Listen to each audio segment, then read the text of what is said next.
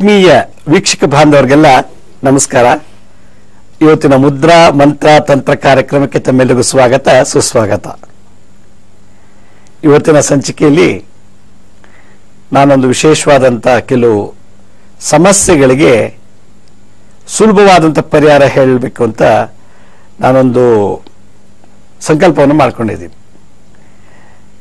ಕಳೆದ ಸಂಚಿಕೆಯಲ್ಲಿ ನಾನು ಹೇಳ್ತಾ ಇದ್ದೆ, ಕಳೆದ ವಾರ ಪೂರ್ತಿ ಹೆಂಗಸಿಗೆ ಸಂಬಂಧಪಟ್ಟಂಥದ್ದು ಕೆಲವು ದೋಷಗಳನ್ನ ಯಾವ ರೀತಿ ನಾವು ಪರಿಹಾರ ಮಾಡ್ಕೋಬಹುದು, ಮತ್ತೆ ಮನೆ ಬಿಟ್ಟು ಹೊರಗೆ ಹೋಗುವಾಗ ಯಾವುದೆಲ್ಲ ಮಂತ್ರ ಮುದ್ರಾ ಮತ್ತೆ ತಂತ್ರಗಳನ್ನ ಮಾಡಬೇಕು,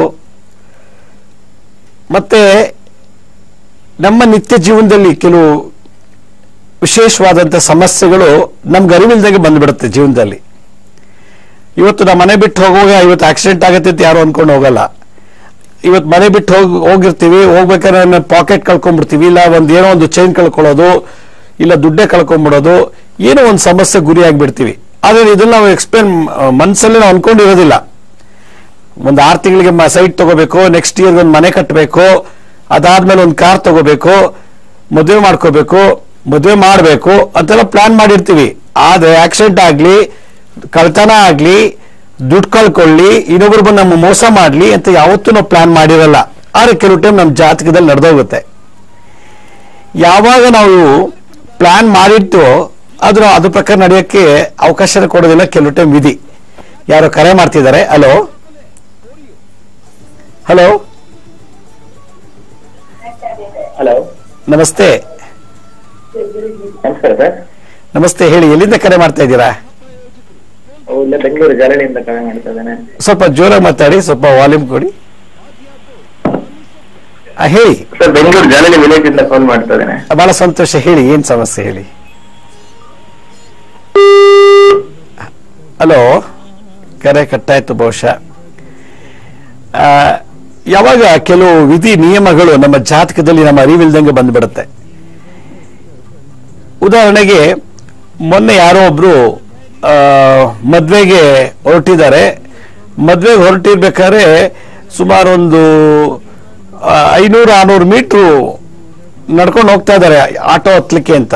ಮನೆ ಮುಂದೆ ಒಂದು 500-600 ಮೀಟ್ರು ಹತ್ತಕ್ಕೆ ಅಂತ ಹೋಗ್ಬೇಕಾದ್ರೆ ಆ ಫುಟ್ಪಾತ್ ಕಲ್ಗೆ ಕಾಲು ತಗಲಿ ಬಿದ್ದೋಗ್ಬಿಟ್ಟಿದ್ದಾರೆ, ಕಾಲೇ ಉಳ್ಕೋಯ್ತು. ಯಾರು ಕರೆ ಮಾಡ್ತಿದ್ದಾರೆ? ಹಲೋ, ನಮಸ್ತೆ, ಎಲ್ಲಿಂದ ಕರೆ ಮಾಡ್ತೀರಿ? ರಾಯಚೂರಿಂದ. ನಮಸ್ತೆ, ಹೇಳಿ, ಏನ್ ಸಮಸ್ಯೆ? ಥೈರಾಯ್ಡ್ಗ ನೋಡಿ, ಈ ರೀತಿ ಮುದ್ರೆ ಮಾಡ್ಬೇಕು. ಈ ರೀತಿ ಧೂಮಾವತಿ ಮುದ್ರೆ ಅಥವಾ ಕಮಲಾದೇವಿ ಮುದ್ರೆ ಅಂತಾರೆ. ಈ ರೀತಿ ಮುದ್ರೆನ ಇಟ್ಕೊಂಡು ಓಂ ನಮೋ ಭಗವತಿ ಧೂಮ್ ಧೂಮ್ ಧೂಮಾವತಿ ಟಹ ಟಹ ಸ್ವಾಹ, ಓಂ ನಮೋ ಭಗವತಿ ಧೂಮ್ ಧೂಮ್ ಧೂಮಾವತಿ ಟಹ ಟಹ ಸ್ವಾಹ, ಓಂ ನಮೋ ಭಗವತಿ ಧೂಮ್ ಧೂಮ್ ಧೂಮಾವತಿ ಟಹ ಟಹ ಸ್ವಾಹ ಅನ್ನೋ ಮಂತ್ರ ಹೇಳ್ತಾ ಈ ಮುದ್ರೆ ಧಾರಣೆ ಮಾಡಬೇಕು. ಅರ್ಧ ಗಂಟೆ ಮಾಡಿ ಡೈಲಿ, ಬೆಳಗ್ಗೆ ಸಂಜೆ ಖಾಲಿ ಹೊಟ್ಟೆಲಿ. ಬಹಳ ಇಂಪ್ರೂವ್ ಆಗುತ್ತೆ. ಬಹಳ ಸಂತೋಷ, ಕರೆ ಮಾಡೋದಕ್ಕೆ ಧನ್ಯವಾದಗಳು. ಹಲೋ, ನಮಸ್ತೆ, ಎಲ್ಲಿಂದ ಕರೆ ಮಾಡ್ತೀರಿ? ಸರ್, ಬಂಗಾಪುರದಿಂದ ನಿಮ್ಮ ಪ್ರೋಗ್ರಾಮ್ ನೋಡ್ತಾ ಇರ್ತೀನಿ. ಬಹಳ ಸಂತೋಷ. ಹೇಗನ್ಸುತ್ತೆ ಈ ಕಾರ್ಯಕ್ರಮ? ತುಂಬಾ ಚೆನ್ನಾಗಿದೆ ಸರ್. ನಾನು ಭದ್ರ ಮಂತ್ರಗಳನ್ನ ಮಾಡ್ತಾ ಇರ್ತೀನಿ. ಜೊತೆ ಮೊನ್ನೆ ನೀವು ಶುಕ್ರ ಮಂತ್ರ ಯೂಟ್ಯೂಬ್ ಅಲ್ಲಿ ನೋಡಿದೆ ನಾನು. ನನಗೆ ಶುಕ್ರದಶೆ ನಡೀತಾ ಇದೆ ಸರ್, ಸ್ವಲ್ಪ ಸರಿಯಾಗಿ ನಡೀತಾ ಇಲ್ಲ. ಅದಕ್ಕೆ ಸ್ವಲ್ಪ ಪರಿಹಾರ ಹೇಳಿ ಸರ್. ನೀವು ಒಂದ್ಸಲ ಒಂದು ತಂತ್ರ ಪ್ರಯೋಗ ಮಾಡಿ. ಏನಂತಂದ್ರೆ, ನಾನು ತೋರಿಸೋ ಮುದ್ರೆ ಮಂತ್ರ ಜೊತೆಗೆ ತಿರುಪತಿ ಬೆಟ್ಟ ಹತ್ತಿ ಶ್ರೀನಿವಾಸರ ದರ್ಶನ ಮಾಡಿ ತಿರುಪತಿ ಬೆಟ್ಟ ಇಳಿರಿ. ಇಳಿಯುವಾಗ ಅಲ್ಲಿರೋ ಭಿಕ್ಷುಕರುಗಳಿಗೆ ನಿಮ್ ಕೈಲಾದಷ್ಟು 1 ರೂಪಾಯಿ ಕಾಯಿನೋ, ಒಂದು 5 ರೂಪಾಯಿ 10 ರೂಪಾಯಿ ಒಬ್ಬೊಬ್ರಿಗೆ ಕೊಡ್ತಾ ಬನ್ನಿ.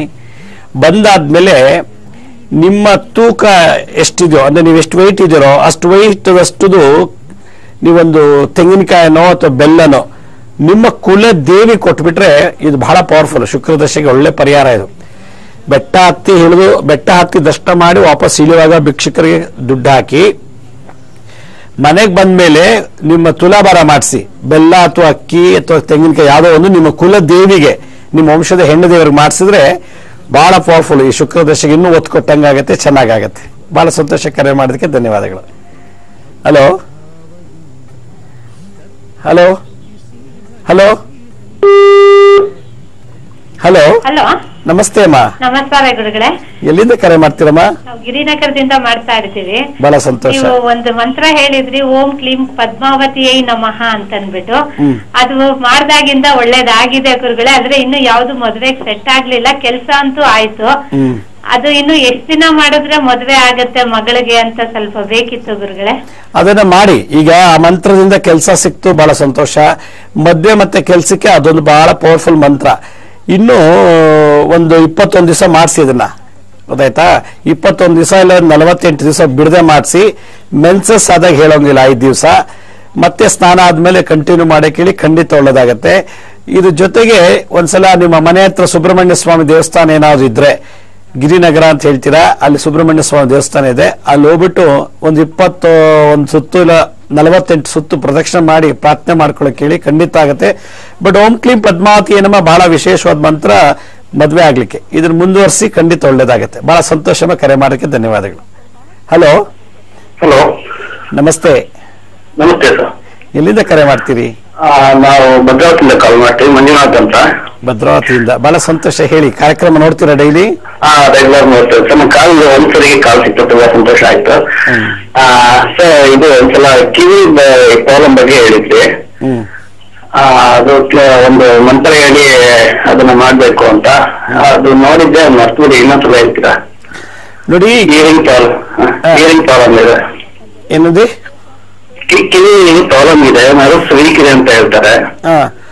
ಅದು ಆಪರೇಷನ್ ಮಾಡ್ತಾರೆ, ಇಂಪ್ರೂವ್ ಆಗಿಲ್ಲ. ಆಪರೇಷನ್ ಮಾಡಿಸಿದ್ರ? ಆಪರೇಷನ್ ಆಗಿದ್ಯಾ? ಆಗಿದೆ ಸರ್. ಆದ್ರೂ ಇಂಪ್ರೂವ್ ಆಗಿಲ್ಲ. ಇಂಪ್ರೂವ್ ಆಗಿಲ್ಲ ಸರ್, ಡಾಕ್ಟರ್ ಕೇಳ್ಬೇಕಾಯ್ತು, ಆಪರೇಷನ್ ಆದ್ಮೇಲೆ ಯಾಕೆ ಇನ್ನೂ ಇಂಪ್ರೂವ್ ಆಗಿಲ್ಲ? ಅವ್ರು ಹೇಳ್ತಾರೆ ಇನ್ನರ್ ನರ್ವ್ಸ್ ಪ್ರಾಬ್ಲಮ್ ಇದೆ, ಅದೇನ್ ಮಾಡ್ಲಿಕ್ಕೆ ಬರಲ್ಲ ಅಂತ ಹೇಳ್ತಾರೆ. ನೋಡಿ, ನಮ್ಮ ತೋರ್ ಬೆರಳು ಇದೆಯಲ್ಲ, ಈ ತೋರ್ ಬೆರಳನ್ನ ಹೆಬ್ಬೆಟ್ ಮೇಲೆ ಹಿಂಗೆ ಪ್ರೆಸ್ ಮಾಡ್ಬೇಕು. ಹಿಂಗೆ ಆಯ್ತಾ? ಈ ತೋರ್ ಬೆರಳನ್ನ ಹಿಂಗೆ ಹೆಬ್ಬೆಟ್ ಮೇಲೆ ಪ್ರೆಸ್ ಮಾಡಿ, ಈ ತರ ಬಿಗ್ಗಿಯಾಗಿ ಹಿಂಗೆ ಪ್ರೆಸ್ ಮಾಡಿಬಿಟ್ಟು 2 ಕೈಲೂ ಹಿಂಗೆ ಇಟ್ಕೋಬೇಕು. ಹೀಗೆ ಇದು ಇಟ್ಕೊಂಡು ಈ ತರ. ಇದಕ್ಕೆ ಒಂದು ಮಂತ್ರ ಇದೆ, ಚಿಕ್ಕದೊಂದು ಮಂತ್ರ ಹೇಳ್ತೀನಿ. ಓಂ ಲಂ ಲಲಿತಾಭ್ಯೋ ನಮಃ, ಓಂ ಲಂ ಲಲಿತಾಭ್ಯೋ ನಮಃ, ಓಂ ಲಂ ಲಲಿತಾಭ್ಯೋ ನಮಃ ಅಂತ ಇದನ್ನು ಮಾಡಿ, ಆ ನರ್ವ್ಸ್ ಅಲ್ಲಿ ಬ್ಲಡ್ ಸರ್ಕ್ಯುಲೇಷನ್ ಎಲ್ಲ ಚೆನ್ನಾಗಾಗತ್ತೆ, ಮತ್ತೆ ಆಕ್ಟಿವೇಟ್ ಆಗುತ್ತೆ. ಒಂದು 15-20 ದಿವಸ ಆದ್ಮೇಲೆ ಇದೊಂದು ಕಂಟಿನ್ಯೂಸ್ ಆಗಿ ಬಿಡದೆ ಒಂದು ಮಂಡಳ ಮಾಡಿ, ಚೆನ್ನಾಗಿ ಇಂಪ್ರೂವ್ ಆಗುತ್ತೆ. ಬಹಳ ಸಂತೋಷ. ಕರೆ ಮಾಡೋದಕ್ಕೆ ಧನ್ಯವಾದಗಳು. ಹಲೋ ಹಲೋ ಹಲೋ, ನಮಸ್ತೆ ಅಮ್ಮ. ನಮಸ್ತೆ ಸರ್. ತಾವೇನಿಂದ ಕರೆ ಮಾಡ್ತೀರಿ? ಸರ್, ನಾಗಮಂಗಲದಿಂದ ಸರ್. ನಾಗಮಂಗಲದಿಂದ. Okay, Mandya district Nagamangala. ಬಹಳ ಸಂತೋಷ. ಹೇಳಿ, ಡೈಲಿ ಕಾರ್ಯಕ್ರಮ ನೋಡ್ತೀರಾ? ಹ್ಞೂ ಸರ್, ನೋಡ್ತಾ ಇರ್ತೀವಿ ಸರ್. ಏನ್ ಅನ್ಸುತ್ತೆ? ತುಂಬಾ ಚೆನ್ನಾಗಿ ಬರ್ತಾ ಇದೆ ಸರ್, ಒಳ್ಳೇದು ಆಗ್ತಾ ಇದೆ ಅವ್ರು ಹೇಳೋ ಇದ್ರಲ್ಲಿ. ತುಂಬಾ ಚೆನ್ನಾಗಿ ನೋಡ್ತಿರ್ತೀವಿ ನಾವು, ನಿತ್ಯ ಮಾಡಲ್ಲ ಸರ್ ಒಂದಿನ. ಸರ್ ಹೇಳಿ, ಏನ್ ಸಮಸ್ಯೆ ಹೇಳಿ. ಸರ್, ಇದು ನಮ್ಗೆ ಕಣ್ಣಿನಿಂದ ಕಡ್ತಾ ಬರುತ್ತೆ ಸರ್. ಏನೇನ? ಥೈರಾಯ್ಡ್ ಇದೆ ನಮ್ಗೆ, ಕಣ್ಣು ಕಡಿಯುತ್ತೆ ಸರ್. ಡಾಕ್ಟರ್ ತೋರಿಸಿದ್ರು ಒಂದ್ಸಲ? ಹೌದು ಸರ್, ತೋರಿಸಿದ್ರು ಡ್ರಾಪ್ಸ್ ಎಲ್ಲ ಹಾಕೊಂಡ್ರು ಕಡಿಯುತ್ತೆ ಸರ್ ಅದು. ನೋಡಿ, ಈ ಮುದ್ರೆ ಮಾಡ್ತೀರಾ? ಹೆಬ್ಬೆಟ್ ಮೇಲೆ ಕಿರು ಬೆರಳು ಮತ್ತೆ ಉಂಗುರು ಬೆರಳು ಈ ರೀತಿ ಜೋಡಿಸ್ಬೇಕು. ಈ ರೀತಿ ಈ ರೀತಿನ ಮಾಡಿ ದಿನ ಒಂದು ಅರ್ಧ ಗಂಟೆ, ಮತ್ತೆ ಸೂರ್ಯನ ಬೆಳಕಲ್ಲಿ ಒಂದು ಅರ್ಧ ಗಂಟೆ ನೀವು ಕುತ್ಕೋಬೇಕು. ವೈಟಮಿನ್ ಡಿ ಮತ್ತೆ ಸಿ ಎಲ್ಲ ಇಂಪ್ರೂವ್ ಆಗಕ್ಕೆ ಇದು ಮಾಡಿ, ಚೆನ್ನಾಗಿ ಇಂಪ್ರೂವ್ ಆಗುತ್ತೆ. ಆಮೇಲೆ ಗಂಟೆಲ್ಲ ಆಗದ್ರೆ ಒಂದ್ಸಲ ಬಂದು ನೋಡ್ಬೇಕು. ನೀವು ಒಂದು ಬ್ಲಡ್ ರಿಪೋರ್ಟ್ ತಗೊಂಡು ಒಂದ್ಸಲ ಬಂದು ನೋಡಿ, ಅದು ವೆರಿಕಸ್ ವೈನ್ಗೆ ಯಾರೋ ಕನ್ವರ್ಟ್ ಆಗ್ತಿದ್ಯಾ ಅಂತ ಗೊತ್ತಾಗತ್ತೆ. ಒಂದ್ಸಲ ನೀವು ತೋರಿಸಿ ಬ್ಲಡ್ ರಿಪೋರ್ಟ್ ಎಲ್ಲ ತಗೊಂಡ್ ಬಂದು ನೋಡ ಅದ್ರದ್ದು ಏನಿದೆ ಅಂತ ಹೇಳ್ತೀನಿ. ಬಹಳ ಸಂತೋಷ. ಕರೆ ಮಾಡೋಕ್ಕೆ ಧನ್ಯವಾದಗಳು. ಹಲೋ ಹಲೋ, ನಮಸ್ತೆ. ನಮಸ್ತೆ ಗುರು, ನಾನು ಮೈಸೂರಿಂದ ಮಾತಾಡ್ತೀನಿ. ಮೈಸೂರಿಂದ. ಏನ್ ತಮ್ಮ ಹೆಸರು? ಶರತ್ ಅಂತ. ಶರತ್, ಹೇಳಿ, ಏನ್ ಪ್ರಾಬ್ಲಮ್? ಆಕ್ಚುಲಿ ಬೆಳಿಗ್ಗೆ ಅಗ್ನಿಹೋತ್ರಿ ಮಾಡ್ತಾ ಇದೀವಿ.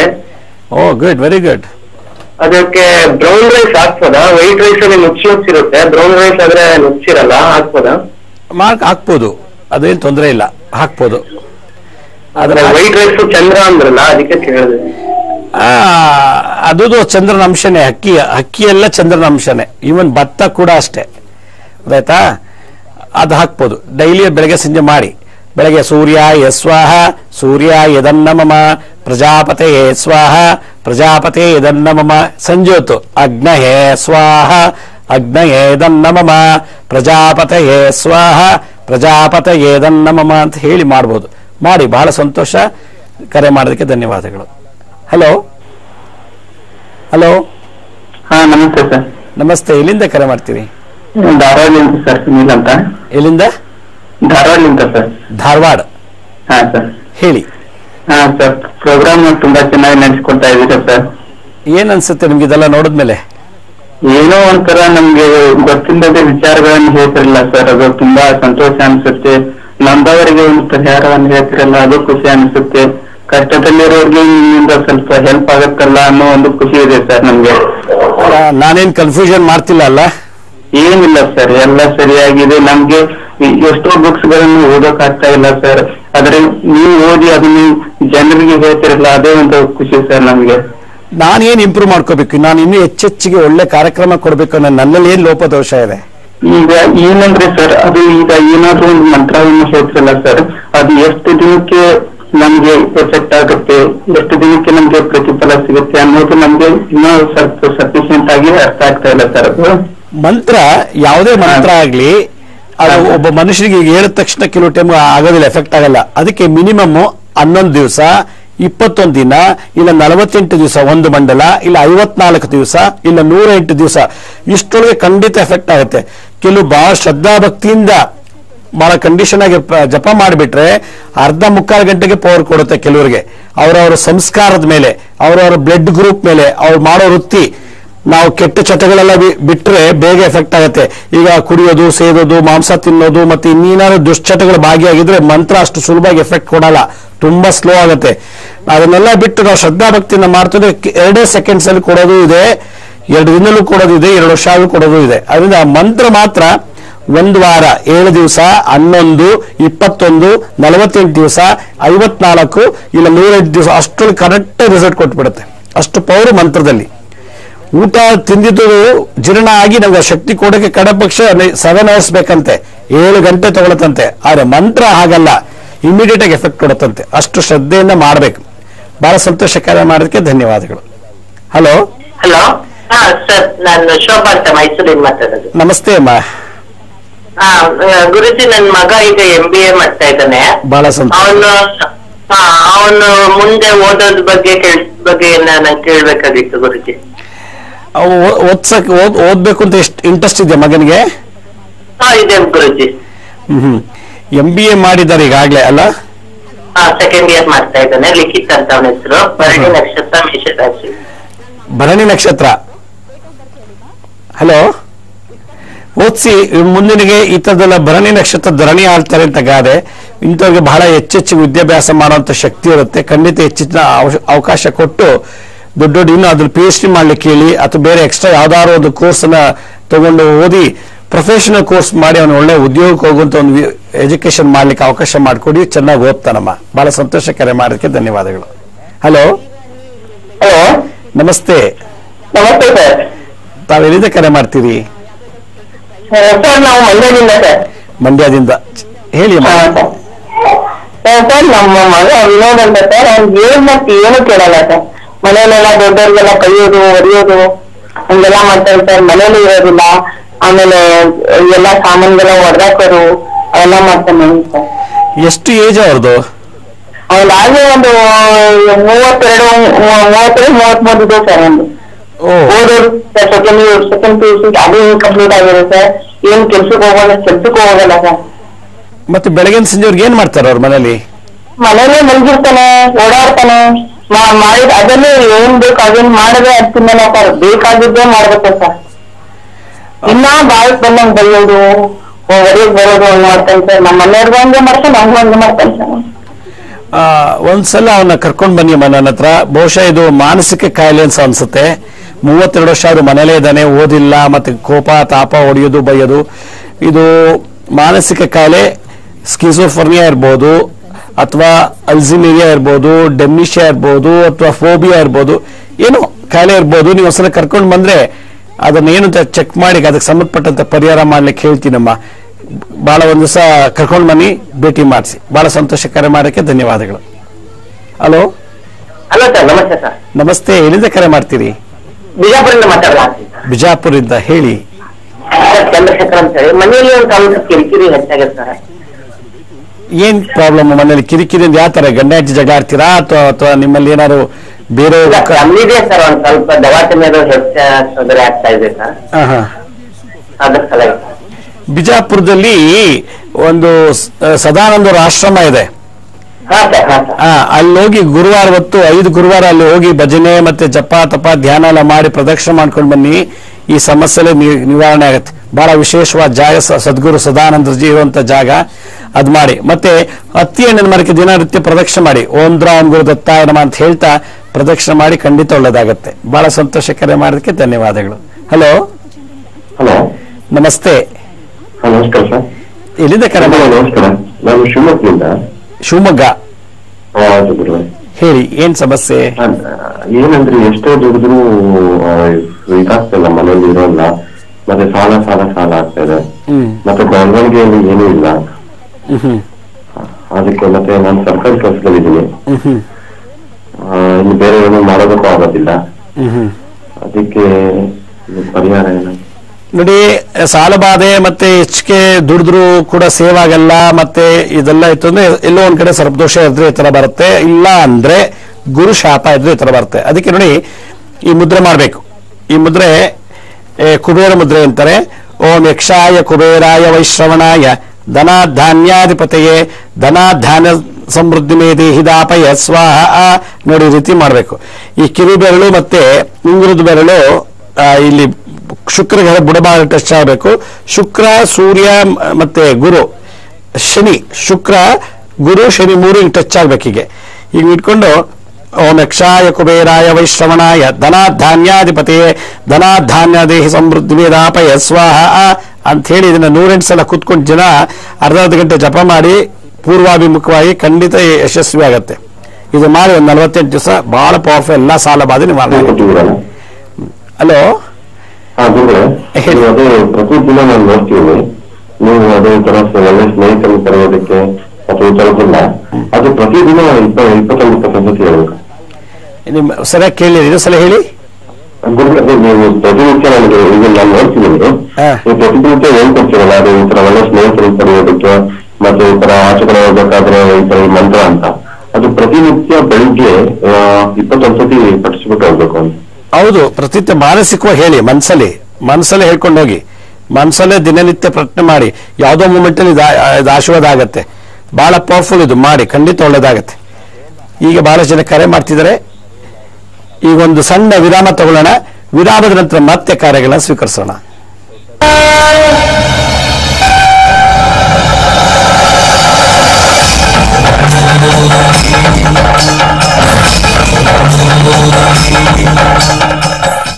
ವಿರಾಮದ ನಂತರ ಮತ್ತೆ ಕಾರ್ಯಕ್ರಮಕ್ಕೆ ಸ್ವಾಗತ. ಯಾರು ಕರೆ ಮಾಡ್ತಿದ್ದಾರೆ? ಹಲೋ. ಹಲೋ. ನಮಸ್ತೆ ಅಮ್ಮ, ಎಲ್ಲಿಂದ ಕರೆ ಮಾಡ್ತೀರಿ? ಗುರುಜಿ, ಹುಬ್ಳಿಯಿಂದ ಕರೆ ಮಾಡ್ತಾ ಇರೋದು. ಹುಬ್ಳಿಯಿಂದ. ಹೇಳಿ ಅಮ್ಮ, ಏನ್ ಸಮಸ್ಯೆ? ಇದು ನಮ್ಮ ಮನೆಯವರಿಗೆ ಇಂಟರ್ವ್ಯೂ ಎಲ್ಲ ಆಗುತ್ತೆ, ಜಾಬ್ ಆಗ್ತಾ ಇಲ್ಲ. 8-9 ತಿಂಗಳು ಆಯ್ತು, ಬಟ್ ಯಾವ್ದು ಜಾಬ್ ಆಗ್ತಾ ಇಲ್ಲ. ಅದೇ ಸಮಸ್ಯೆ ಆಗಿದೆ. ಮನೆಯಲ್ಲಿ ಮುಂಚೂರು ಅಶಾಂತಿ ಇದೆ, ನೆಮ್ಮದಿ ಇಲ್ಲ. ಇದು ಯೋಚನೆ ಆಗ್ಬಿಟ್ಟಿದೆ.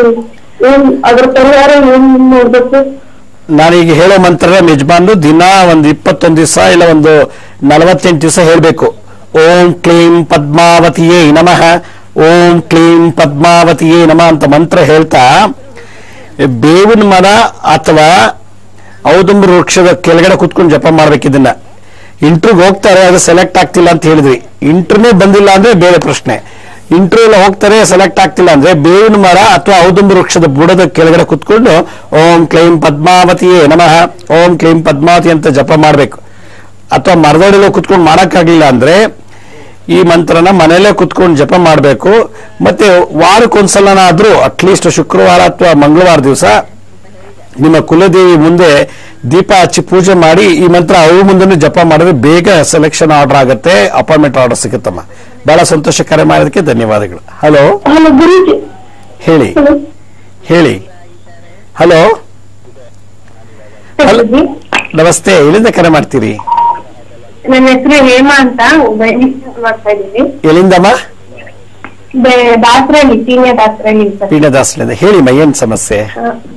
ನಾನು ಸುಮಾರು 3 ವರ್ಷದಿಂದ ಕೆಲಸ ಟ್ರೈ ಮಾಡ್ತಾ ಇದ್ದೀನಿ. ಕರೆಕ್ಟ್ ಆಗಿ ಒಂದ್ ಕಡೆ ಎಲ್ಲೂ ಆಗಿಲ್ಲ. ನೀವು ಕೆಲ್ಸಕ್ಕೆ ಹೋಗ್ತಾ ಇಲ್ವಾ, ಹೋಗ್ತಿದ್ದೀರಾ? ಹೋಗ್ತೀನಿ ಗುರುಜಿ. ಹೋಗ್ತಾ ಇಲ್ಲ? ಇಲ್ಲ. ಓಕೆ, ನೋಡಿ ಚಿನ್ಮುದ್ರೆ, ಈ ಮುದ್ರೆನಲ್ಲಿ ಈ ಧಾರಣೆ ಮಾಡಿಕೊಂಡು ನೀವು ದಿನನಿತ್ಯ ಒಂದು ಬೆಳಗ್ಗೆ ಮತ್ತೆ ಸಾಯಂಕಾಲ ಮನೇಲೇ ಇದ್ದಿರಾಗ ಅದರಿಂದ ಡೈಲಿ ಬೆಳಗ್ಗೆ ಸಂಜೆ ಈ ಮಂತ್ರ ಹೇಳಬೇಕು. ಓಂ ಕ್ಲೀಂ ಪದ್ಮಾವತಿಯೇ ನಮಃ, ಓಂ ಕ್ಲೀಂ ಪದ್ಮಾವತಿಯೇ ನಮಃ, ಓಂ ಕ್ಲೀಂ ಪದ್ಮಾವತಿಯೇ ನಮಃ ಅಂತ ಈ ಮಂತ್ರನ ಬೆಳಗ್ಗೆ ಮತ್ತೆ ಸಂಜೆ ಈ ಮುದ್ರನ ತೊಡೆ ಮೇಲೆ ಇಟ್ಕೊಂಡು 108 ಸಲ ಒಂದು ಅರ್ಧ ಗಂಟೆ ಕೂತ್ಕೊಂಡು ಜಪ ಮಾಡಿ, ಖಂಡಿತ ಕೆಲಸ ಸಿಗುತ್ತೆ.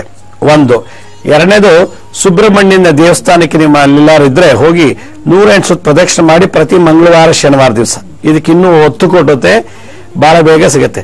ಜಪ, ಮುದ್ರೆ ಮಾಡಬೇಕು, ತಂತ್ರ, ಪ್ರದಕ್ಷಿಣೆ ಮಾಡಬೇಕು. ಇದು 3 ಮಾಡಿ ಖಂಡಿತ ಸಕ್ಸಸ್ ಆಗುತ್ತೆ. ಬಹಳ ಸಂತೋಷ. ಕರೆ ಮಾಡೋಕ್ಕೆ ಧನ್ಯವಾದಗಳು. Hello, okay. ಈಗ ನಾನೊಂದು ವಿಶೇಷವಾದಂಥ ಸೂಚನೆಯ ಅನೌನ್ಸ್ಮೆಂಟ್ ಮಾಡ್ಲಿಕ್ಕೆ ಇಷ್ಟಪಡ್ತೀನಿ. ಡಿಸೆಂಬರ್ 3ನೇ ತಾರೀಕು ಭಾನುವಾರ 3ನೇ ತಾರೀಕು ಹುಣ್ಣಿಮೆ ಇದೆ. ಅವತ್ತು ದತ್ತಾತ್ರೇಯರು ಹುಟ್ಟಿದ ದಿವಸ. ಆ ಹುಟ್ಟಿದ ದಿನ ಸದ್ಗುರು ಹುಟ್ಟಿದ ದಿವಸ ಅಂತ ಹೇಳಿ ನಾವು ದತ್ತ ಜಯಂತಿ ಅಂತ ಆಚರಣೆ ಮಾಡ್ತಿದ್ದೀವಿ.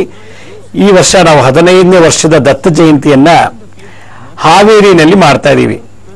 ರಾಣಿಬೆನ್ನೂರು ಆದ ನಂತರ ದಾವಣಗೆರೆ, ರಾಣಿಬೆನ್ನೂರು ಅದಾದ ನಂತರ ಹಾವೇರಿ ಅಂತ ಬರುತ್ತೆ. ಈ ಹಾವೇರಿನಲ್ಲಿ ಬೆಳಿಗ್ಗೆ 7ರಿಂದ ಮಧ್ಯಾಹ್ನ 2 ಗಂಟೆ ತನಕ ಬಹಳ ವಿಶೇಷವಾಗಿ ದತ್ತಾತ್ರೇಯರು ಹುಟ್ಟಿದ ಹಬ್ಬವನ್ನು ಆಚರಣೆ ಮಾಡ್ತಾ ಇದ್ದೀವಿ.